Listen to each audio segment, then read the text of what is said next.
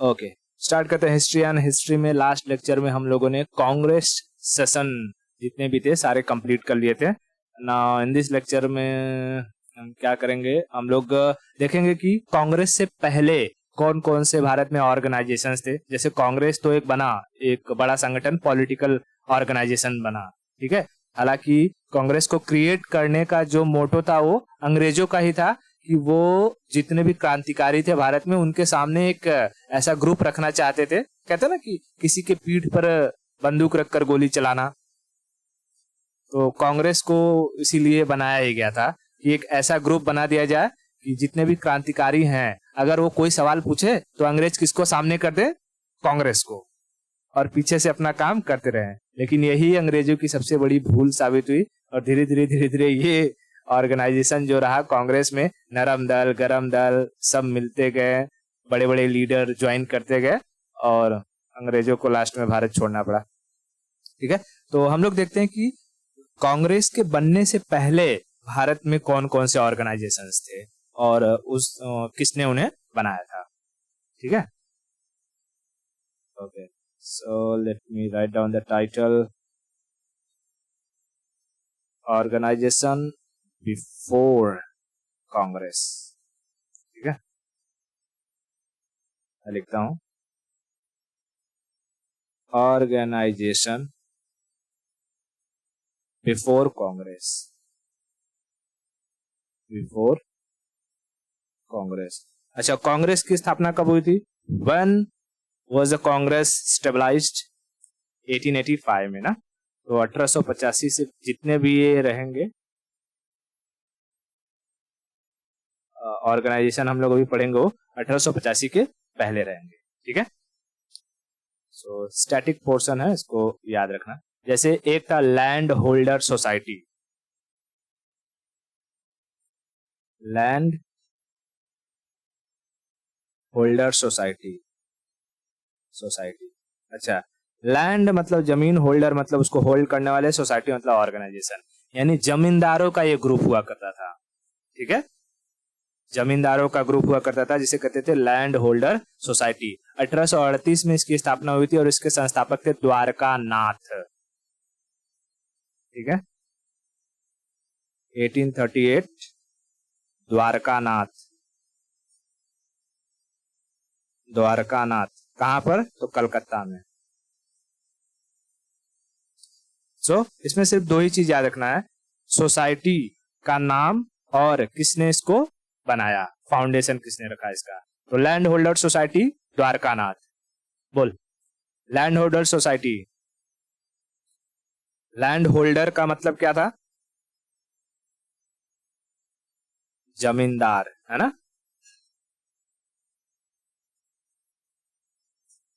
जमींदार, group of zamindars कहो या लैंड होल्डर्स कहो, एक ही मतलब है। लैंड लॉर्ड्स कहो, एक ही मतलब, ठीक है। तो लैंड होल्डर सोसाइटी की स्थापना द्वारका नाथ, land holder society Dwarkanath, land holder society Dwarka नाथ। Bombay association Dadabhai Naoroji, Bombay association, association Dadabhai Naoroji, Dadabhai Naoroji. Dadabhai Naoroji ने एक और एसोसिएशन बनाया था, ईस्ट इंडिया एसोसिएशन, लेकिन ये लंदन में था। तो ये दोनों एक ही जगह याद रखना, east India, India association, association ये कहां था? लंदन में, लंदन में, ठीक है। ये दोनों ही जो ग्रुप थे, मतलब कि बॉम्बे एसोसिएशन और ईस्ट इंडिया एसोसिएशन, दोनों को ही किसने बनाया था? दादा भाई नौरोजी, ठीक है। दादा भाई Naoroji, Dadabhai Naoroji. Land holder society Dwarkanath, Dwarkanath, land holder society Dwarkanath. East India association Dadabhai Naoroji, east India association Dadabhai Naoroji. Bombay association Dadabhai Naoroji, Dadabhai Naoroji. ठीक है, उसके बाद याद रखना British, Bengal British Indian society, Bengal British Indian society. तो जैसे ही ब्रिटिश लग जाए समझ लेना किसी ब्रिटिश ने बनाया है। तो उसको बनाया था जॉर्ज थॉमसन ने। British, Bengal British, Bengal British Indian society, Indian society किसने बनाया था? तो जॉर्ज थॉमसन, जॉर्ज थॉमसन। ठीक है, George Thomson, George Thomson. Bengal British Indian society, George Thomson. East India association, East India association, Dadabhai Naoroji. कहां पर? लंदन में। बॉम्बे एसोसिएशन, बॉम्बे में। किसने? Dadabhai Naoroji. Bengal British Indian society, George Thomson, George Thomson. ठीक है, लेकिन कहेगा British Indian association, British Indian association, association, British Indian association, Radhakant Dev, Radhakant Dev, Radhakant Dev. ठीक है, British Indian association, Radhakant Dev, British Indian association, Radhakant Dev. Bengal British Indian society, George Thomson, George Thomson. Land holder society, Dwarkanath है। Bombay association, Dadabhai Naoroji, Dadabhai Naoroji. छठवां याद रखना पुणे सार्वजनिक सभा, very very very very important. Pune Sarvajanik सभा, पुणे सार्वजनिक सभा, Pune Sarvajanik Sabha. MG Ranade, MG Ranade, MG Ranade. ठीक है, MG Ranade. Pune Sarvajanik Sabha, MG Ranade, MG Ranade, MG Ranade. ठीक है, इसके बाद एक और याद रखना मद्रास महाजन सभा, ये भी बहुत इंपॉर्टेंट है। ठीक है, मद्रास, मद्रास महाजन सभा, महाजन सभा, मद्रास महाजन सभा, मद्रास महाजन सभा। सुब्रमण्यम अय्यर, सुब्रमण्यम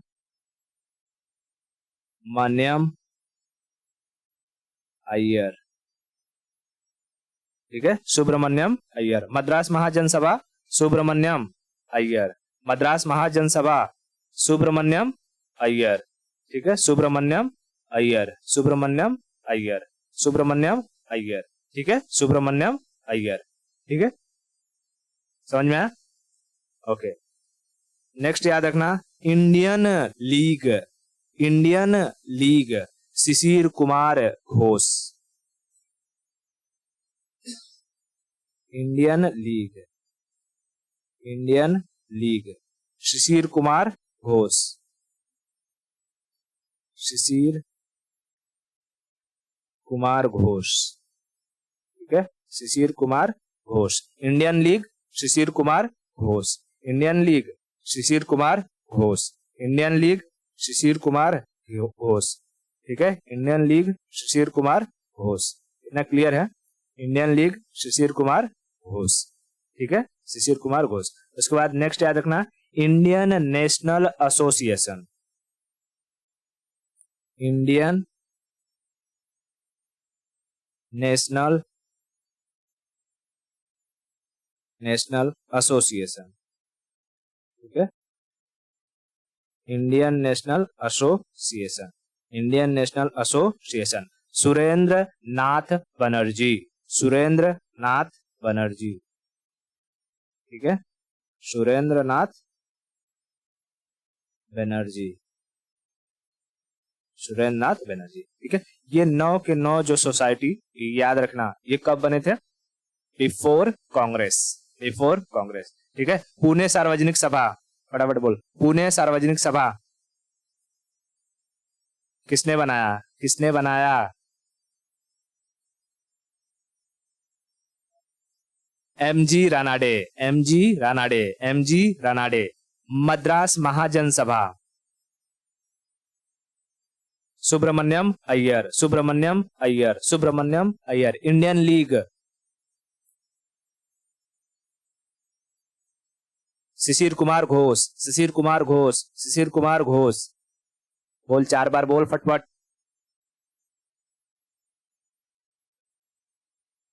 शिशिर Kumar Ghosh. Indian national association, Indian national association, Surendranath Banerjee, Surendranath Banerjee, Surendranath Banerjee.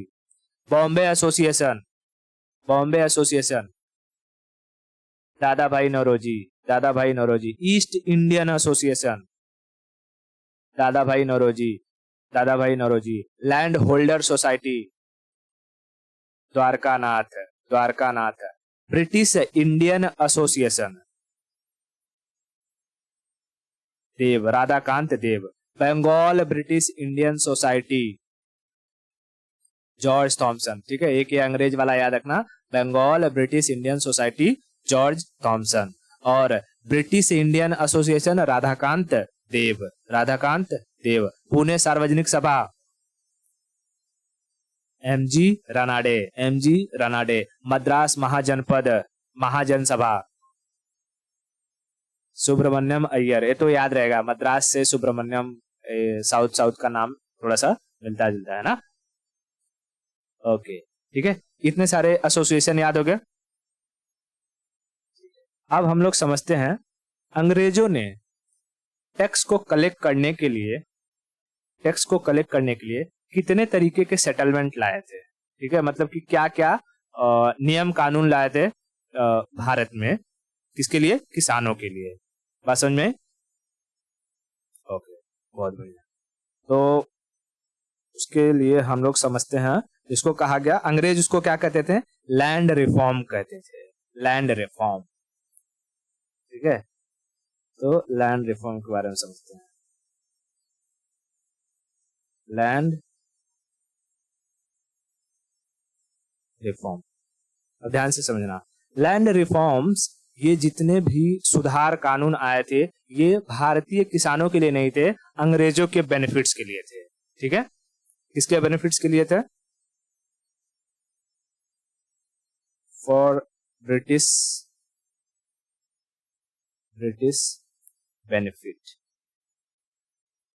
ठीक है। British benefits, British benefits. कैसे बेनिफिट्स, मतलब किस तरीके से बेनिफिट लेते थे? तो वो टैक्स को कलेक्ट करके, लैंड रेवेन्यू सिस्टम को बना करके, ठीक है। थ्रो लैंड रेवेन्यू सिस्टम, यानी जमीन से टैक्स लेना क्या कहलाता था? Land revenue, revenue system, system.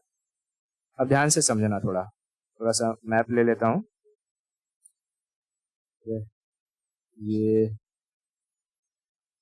ये है हमारा प्यारा भारत, ठीक है। उसको ध्यान से समझना। जैसे पहले अंग्रेजों का कब्जा कहाँ हुआ? बंगाल पर, ठीक है, बंगाल पर। ये पूरा का पूरा एरिया बंगाल था। अब इसमें कैसा था कि जब 1757 की युद्ध क्रांति, मतलब 1757 का युद्ध हुआ। 1757 में कौन सा युद्ध हुआ था?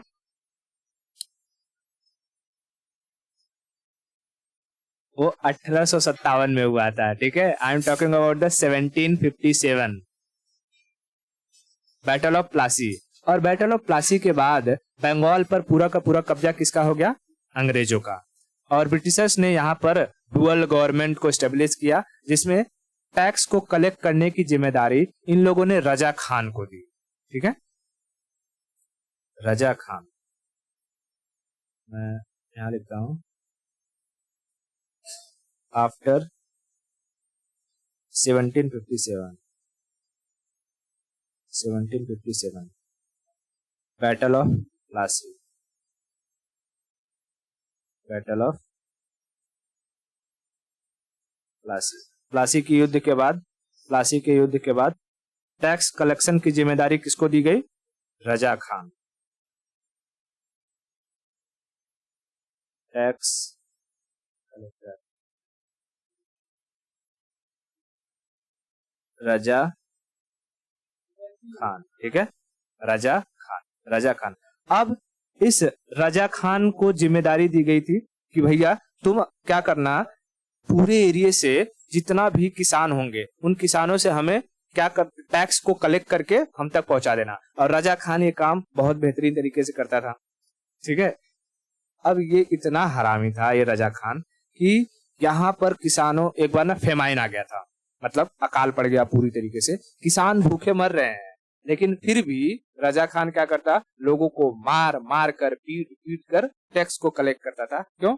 ताकि वो अंग्रेजों को खुश कर सके और बदले में अंग्रेज उसे थोड़ा बहुत रेवेन्यू दे सके, पैसा दे सके। बात समझ में? ओके।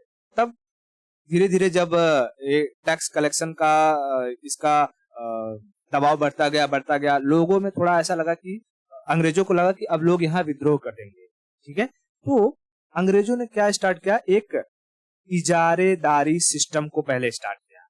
इजारेदारी सिस्टम, कौन सा सिस्टम स्टार्ट किया? इजारेदारी सिस्टम। देखो समझाता हूं सर।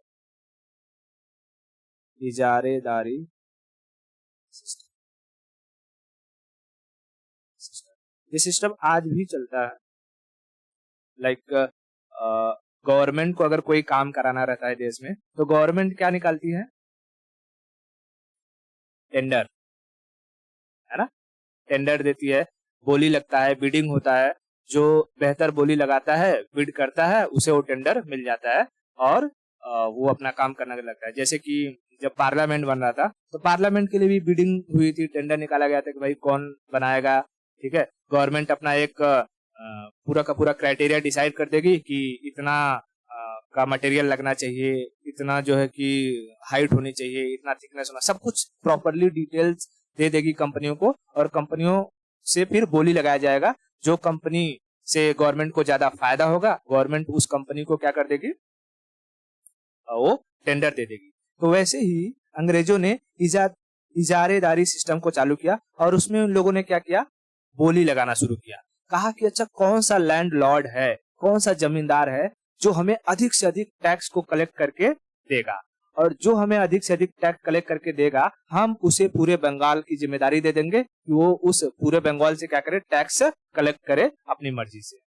बात समझ में? तो इस इजेदारी सिस्टम में टैक्स को कलेक्ट करने की जिम्मेदारी किसे दी गई थी? जमींदारों को। और इसके लिए क्या शुरू किया गया था? Bidding system, auction. और जो हायर ऑक्शन करता था, हायर बिडिंग करता था, उसे पूरा का पूरा पावर मिल जाता था, क्या करने के लिए? टैक्स को कलेक्ट करने के लिए। कहेगा इसे किसने स्टार्ट किया था? तो इसे स्टार्ट किया था वॉरेन हेस्टिंग्स ने 1773 में, ठीक है, वॉरेन हेस्टिंग्स। अच्छा, क्या वॉरेन हेस्टिंग वाइसरॉय रहेगा?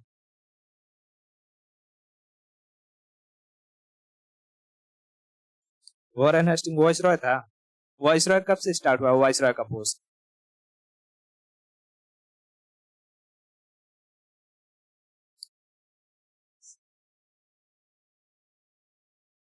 1857 की क्रांति हुई, और 1857 की क्रांति के बाद गवर्नर जनरल का पोस्ट खत्म कर दिया गया था और आया था वाइसरॉय।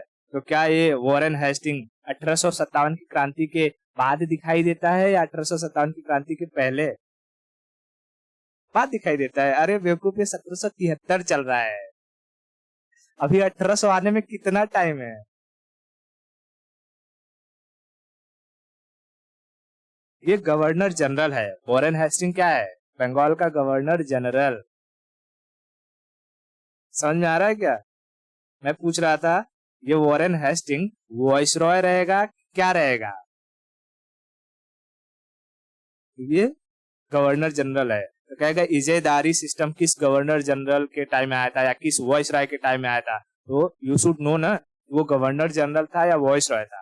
वॉरेन हेस्टिंग क्या था, गवर्नर जनरल, ठीक है, गवर्नर जनरल।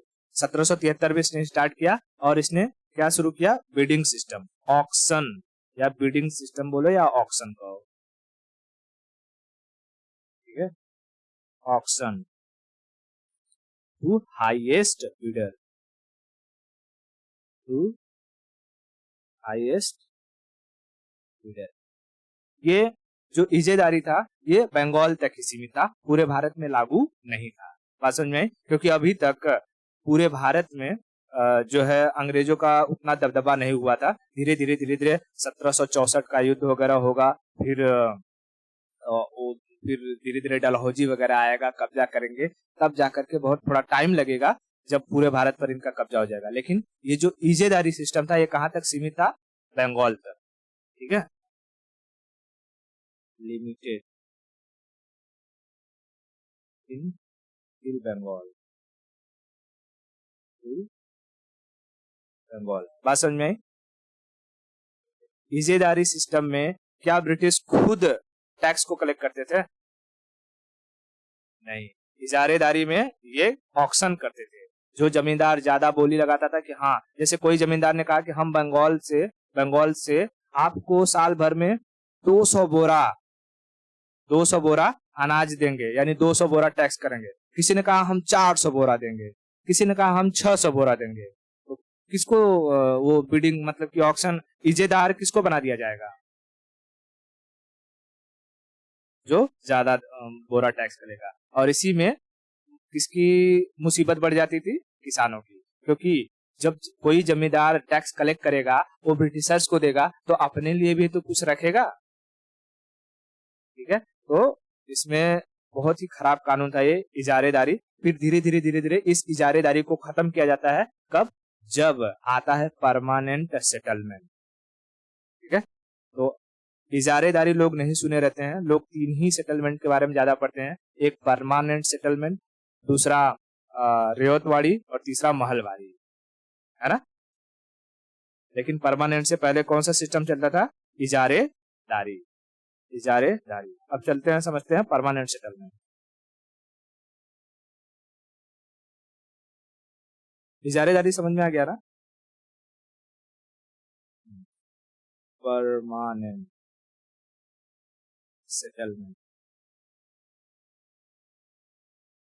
हिंदी में क्या कहेंगे, अस्थाई बंदोबस्त, अस्थाई बंदोबस्त, अस्थाई बंदोबस्त, ठीक है। अब देखना, परमानेंट सेटलमेंट सबसे खतरनाक कानून था ये, सबसे खतरनाक कहेगा कि सबसे खतरनाक लैंड रिफॉर्म या लैंड लॉ कौन सा था, तो परमानेंट सेटलमेंट। इस परमानेंट सेटलमेंट को सनसेट लॉ भी कहा जाता था, क्योंकि इसकी मैं थोड़ी सी बैकग्राउंड बता देता हूँ। इसमें कैसा होता था कि जिस जिस एरिया में लागू होता था कि यहाँ से टैक्स कलेक्ट किया जाएगा अंडर परमानेंट सेटलमेंट, तो वहां पर जैसे कह दिया गया कि भाई साल का अंत में जो खरीफ फसल है, जैसे कि ये अपना धान लगा है, ठीक है, राइस का फसल है, और अक्टूबर में राइस की फसल अगर कट जा रही है, तो अक्टूबर में जिस दिन फसल कट रही है, मान लो कि 1 अक्टूबर को फसल कट जा रही है, तो 1 अक्टूबर को सूरज डूबने से पहले सारा का सारा टैक्स किसके पास पहुंच जाना चाहिए, अंग्रेजों के पास। और इसकी जिम्मेदारी भी रहती थी जमींदारों के पास ही। और अगर जो जमींदार सूरज डूबने से पहले वो टैक्स अंग्रेजों के पास नहीं ले गया, तो उस जमींदार की जमींदारी खत्म कर दी जाती थी और फिर किसी दूसरे जमींदार को अपॉइंट किया जाता था। इसलिए जमींदार भी अपनी जमींदारी छीनने के डर से किस पर अत्याचार करेंगे, फार्मर्स पर। और फार्मर्स को बहुत बुरी तरीके से पीटते थे, ढूंढते थे, और सारा का सारा टैक्स कलेक्ट करके कहाँ ले जाते थे, अंग्रेजों के पास, ठीक है। तो परमानेंट सेटलमेंट को किस नाम से जाना जाता है, सनसेट लॉ। सनसेट लॉ क्यों कहते हैं, समझ में आया? अब इसके आगे इसका स्टोरी समझो। सनसेट लॉ, ठीक है, सनसेट लॉ। इसे कहते थे सूर्यास्त कानून, सूर्यास्त कानून। ठीक है, कहेगा कि किसने चालू किया, तो लॉर्ड कॉर्नवालिस ने, लॉर्ड कॉर्नवालिस। किसने स्टार्ट किया, लॉर्ड कॉर्नवालिस। इसमें इसमें टैक्स कौन कलेक्ट करता था, जमींदार। टैक्स कलेक्टर कौन होते थे, जमींदार, जमींदार। इसमें कहा जाता था कि किसी भी एरिया से एक 10 साल का एवरेज निकाला जाता था और कहा जाता था कि हमें 10 साल तक, ठीक है, 10 साल तक इतने अमाउंट में जो है टैक्स चाहिए। जैसे मान लो ये कोई जगह है, ठीक है, ये लैंड है, और यहाँ से कहा गया कि भैया तुम्हारे यहाँ पे कभी कभी बाढ़ आ जाता है, कभी कभी फसल अच्छी हो जाती है, ठीक है, कभी सूखा पड़ जाता है। तो एक एवरेज इन लोगों ने निकाल लिया था, पूरा 10 साल का निकाल करके एवरेज निकाल दिया था कि हमें हर साल कितना चाहिए। मान लो कि 20 जो है बोरा, ठीक है, 20 बोरा हमें यहाँ से अनाज चाहिए हर साल, ठीक है, क्योंकि एक एवरेज है, कम ज्यादा सब मिला उला करके 20 बोरा अनाज हमें चाहिए ही चाहिए। अच्छा, ये 10 साल वाला एवरेज किसी सिस्टम से मिलता जुलता है क्या? हा? जब हम लोग अकबर पढ़ रहे थे तो अकबर के टाइम पीरियड में स्टार्ट हुआ था आईने दहसाला। किसने स्टार्ट किया था, टोडरमल ने, याद है? ठीक है, तो टोडरमल के आईने दहसाला की तरह ही था ये अंग्रेजों का ये सिस्टम। ठीक है, तो ये किससे रिलेटेड था, आईने दहसाला की तरह। मैं यहाँ लिख देता हूँ, आईने दहसाला। ठीक है, तो एवरेज 10 साल का, ठीक है, टैक्स कलेक्ट करते थे, टैक्स कलेक्ट करते थे। बात समझ में आई? इसमें कैसा होता था परमानेंट सेटलमेंट में कि टैक्स को ना 11 भागों में डिवाइड किया जाता था। ठीक है, टैक्स को 11 भाग में डिवाइड किया जाता था। 11 में से 10 भाग किसके पास जाता था, अंग्रेजों के पास, और 1 भाग जमींदारों के पास। ठीक है, तो जो टैक्स का डिवीजन था, टैक्स डिवीजन, वो 11 पार्ट में होता था, 11 पार्ट। इसमें से 10 पार्ट किसके पास जाता था, ब्रिटिश, और 1 पार्ट जमींदार, जमीन जमींदार। इतना समझ में आया? ओके, इसे सनसेट लॉ क्यों कहते हैं, पता चला कि नहीं, क्यों कहते हैं? जमींदारों को सूर्यास्त से पहले ही अंग्रेजों के पास टैक्स को पहुंचाना पड़ता था। समझ में आया? ओके, ये पूरे भारत के 19% एरिया पर इसका ये टैक्स लगा हुआ था, परमानेंट सेटलमेंट लागू था। ठीक है, अप्लीकेबल कहाँ तक था, अप्लीकेबल था 19% एरिया इसका भारत का, जिसमें पूरा नॉर्थ में यूपी, बिहार, बंगाल आ जाता है और कुछ हिस्सा कर्नाटक का भी आ जाता है। ठीक है, तो इसमें यूपी, बिहार, बंगाल और सम पोर्शन कर्नाटक का आ जाता है। ठीक है, टोटल कितना एरिया होता था, 19% एरिया से। लेकिन कहेगा कि सबसे कड़ा कानून कौन था, मोस्ट स्ट्रिक्टेड लॉ कौन सा था, तो परमानेंट सेटलमेंट, मोस्ट स्ट्रिक्टेड स्ट्रिक्टेड लॉ। ठीक है, कौन सा था, परमानेंट सेटलमेंट, परमानेंट सेटलमेंट। बात समझ में आई? परमानेंट सेटलमेंट जब आया था तो कौन सा सिस्टम खत्म हो गया था, इजारेदारी। ठीक है, इजारेदारी, तो इजारेदारी खत्म हुआ था परमानेंट सेटलमेंट आने के बाद। ना क्लियर है? ठीक है, इसमें जो टैक्स मिलता था, जैसे कि पूरे एरिया से जो टैक्स आता था वो लगभग 20 से 25% टैक्स आता था। ठीक है, बहुत ज्यादा अंग्रेजों को टैक्स नहीं मिलता था, लेकिन ये टैक्स लेने का इनका जो तरीका था वो बहुत खराब था। ठीक है, मतलब यहाँ पर जितने किसान थे, किसानों के लिए सही ये नहीं था, क्योंकि कभी कभी कैसा हो जाता था कि किसान फसल बोया है, ठीक है, उसको लगा कि इस साल थोड़ा सा अनाज होगा तो हम लोग जो पैसा लिए हैं जमींदार से उसे हम पैसा चुकाएंगे थोड़ा सा अपना फसल दे करके। लेकिन क्या होता था कि फेमाइन या बाढ़ वगैरह की वजह से वो फसल बर्बाद हो जाती थी। और फसल बर्बाद हुई लेकिन किसान को टैक्स देना ही देना है, तो वो जमींदार से फिर से पैसा लेता था। इस तरीके से करते करते करते करते किसान किसमें फंस चले जाते थे, पूरे पूरे बंधुआ मजदूरी में चले जाते थे। यानी वो जमीन, अपनी ही जमीन पर काम करते थे, एक मजदूर बनकर, उन्हें कुछ भी नहीं मिलता था, खाने भर का बोलते हैं ना, अनाज भी नहीं मिल पाता था। समझ में आ रहा है? ये परमानेंट सेटलमेंट समझ में आ गया पूरा। इसे किस नाम से जाना जाता है? सनसेट लॉ के नाम से जाना जाता है। ठीक है, उसके बाद अंग्रेजों ने एक नया सिस्टम लाया जिसे कहा गया रियोतवारी सिस्टम,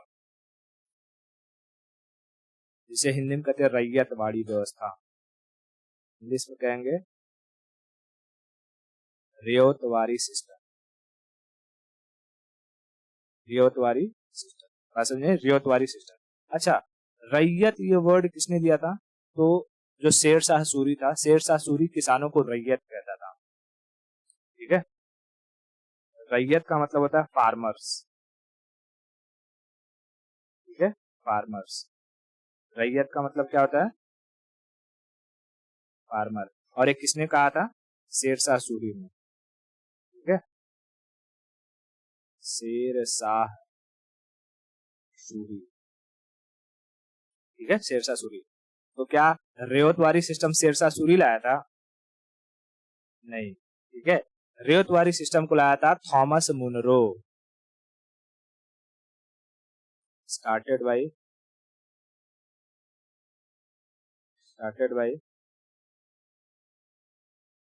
थॉमस मुनरो। ठीक है, थॉमस मुनरो। अब इसमें क्या था? इसमें किसान खुद टैक्स देते थे। ठीक है, किसान खुद टैक्स देते थे, और जो जमीन होती थी, जमीन का मालिकाना हक किसानों के पास रहता था। लैंड ओनर कौन होते थे? फार्मर्स। ठीक है, लैंड की जिम्मेदारी सारी की सारी किसानों के पास रहती थी। ये पूरे भारत के 51% एरिया पर ये रेवतवारी सिस्टम लागू था। अप्लीकेबल 51% एरिया भारत के। ठीक है, जिसमें अगर हम बात करते हैं तो बम्बई वाला एरिया हो गया, मद्रास वाला एरिया हो गया, आसाम वाला एरिया हो गया, ये सब इंक्लूडेड था। बम्बई, मद्रास और आसाम। ठीक है, आसाम, ये सारा का सारा एरिया इंक्लूडेड था। इसमें अंग्रेजों को ज्यादा टैक्स मिलता था क्योंकि एरिया ज्यादा है, टैक्स भी ज्यादा है, और यहाँ पर किसानों पर बहुत ज्यादा अत्याचार नहीं होता था इसमें, क्योंकि जो जमीन का मालिक है वो किसान खुद है। लेकिन अगर हम परमानेंट सेटलमेंट में देखें तो इस पे जमीन का जो मालिक बन जाता था, कौन बन जाता था? जमींदार। ठीक है, ये जमींदार क्या हो जाता था? लैंड का ओनर यही हो जाता था। ठीक है, लैंड ओनर जमींदार खुद हो जाता था, इसलिए मार मार के काम करवाता था। तो कई सारे पुरानी मूवीज में दिखाया होगा ये सब सिस्टम। ठीक है, तो जो यहाँ टैक्स का जो रेवेन्यू होता था, टैक्स रेवेन्यू जो जनरेट होता था, ये लगभग 34 से मतलब 35 से 55% के आसपास होता था। 35 से 55%। ठीक है, 35 से 55%। और परमानेंट सेटल में अगर हम बात रेवेन्यू की करें, यहाँ रेवेन्यू जनरेशन की बात करें तो ये कुछ 20% के आसपास रहता था। ठीक है, 20 से 30% के आसपास रहता था। ठीक है, तो सबसे कम टैक्स मिलता था किसमें? परमानेंट सेटलमेंट में। और रियोतवारी सिस्टम में टैक्स ज्यादा हो गया। कितना? 35 से 55% है, ठीक है। लेकिन ये 51% एरिया पर फैला हुआ था, ठीक है। 51% एरिया पर फैला हुआ था। कहेगा कि सबसे अधिक एरिया पर कौन सा सिस्टम लागू था? रियोतवारी सिस्टम, ठीक है, रियोतवारी सिस्टम। अब इसके बाद आता है महलवारी सिस्टम, ठीक है। महलवारी, महल का मतलब होता है गांव,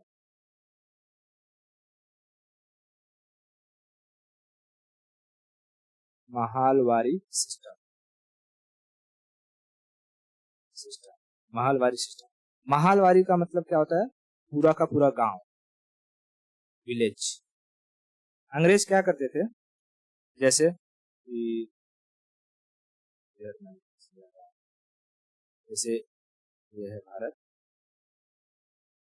और अगर मैं कहूँ कि मान लो राजस्थान ये इलाका है, ठीक है, राजस्थान छोड़ो, यहाँ बंगाल ही है, ठीक है। बंगाल में उन लोगों ने कहा कि बिहार का ये जो गांव है, ये गांव सारा का सारा गांव मिल करके हमें पूरे साल भर में 500 बोरा अनाज देगा। बात समझ में आ गई? 500 बोरा अनाज देगा। तो गांव वाले आपस में ही डिस्कस करते थे, भाई कैसे कैसे करना है, किसके घर में कम है तो थोड़ा कम दे दो, जिसके घर में ज्यादा है तो थोड़ा ज्यादा दे दो। तो मिलजुल कर आपस में सारा बात विचार करके वो लोग अंग्रेजों को टैक्स दिया करते थे। तो महलवारी सिस्टम में, इसमें लगान में, हाँ लगान में, बरोबर, ठीक है। तो महलवारी सिस्टम का मतलब क्या था कि ऐसा सिस्टम जिसमें पूरा का पूरा गांव मिलके टैक्स देता था। लगान में, हाँ अच्छा, उसमें दिखाया है कि किस तरीके से पूरे पूरे गांव में अकाल भी आया रहता है, फिर भी वो लोग टैक्स को माफ नहीं करते, फिर वो लोग क्रिकेट खेल के जीतते हैं, है ना। हाँ, तो महलवारी मतलब विलेज, पूरा गांव जो कि मिलकर टैक्स देता था। और इसको स्टार्ट किया था, म से याद रखना, महलवारी, म से मैकेंजी, स्टार्टेड किसने? मैकेंजी ने, ठीक है, मैकेंजी ने, मैकेंजी ने, मैकेंजी ने, ठीक है। इसमें पूरा गांव की जिम्मेदारी होती थी, रिस्पॉन्सिबिलिटी किसकी होती थी? Responsibility of tax, whole village, whole village, पूरे गांव की होती थी, पूरे गांव की होती थी। और अंग्रेजों को सबसे अधिक अगर टैक्स किसी से आता था तो ये महलवारी सिस्टम से 60% टैक्स आता था, ठीक है। तो मैक्सिमम टैक्स जनरेशन होता था महलवारी सिस्टम से, मैक्सिमम टैक्स जनरेशन कितना होता था? 60% टैक्स, ठीक है, 60% टैक्स। इतना क्लियर हुआ? तो महलवारी सिस्टम को किसने लागू किया? मैकेंजी, म से महलवारी, म से मैकेंजी, म से महलवारी, म से मैकेंजी। रियोतवारी सिस्टम किसने स्टार्ट किया? Thomas Munro, Thomas Munro, Thomas Munro, ठीक है, थॉमस मुनरो। रियोतवारी में याद रखना, आर से शुरू हुआ है, रो, रियोत रो, रोत रो, ठीक है, रियोत रो, थॉमस मुनरो, रियोतवाड़ी। उसके बाद कार्नवालिस ने परमानेंट सेटलमेंट, कार्नवालिस ने परमानेंट सेटलमेंट। और हेस्टिंग्स ने क्या चालू किया? वारेन हेस्टिंग्स ने इजारेदारी, इजारेदारी। सबसे कड़ा कानून कौन सा था? Most strict law, permanent settlement. सबसे अधिक टैक्स किससे आता था? महलवारी से, 60% टैक्स। लेकिन कहेगा सबसे अधिक एरिया पर कौन सा टैक्स लागू था?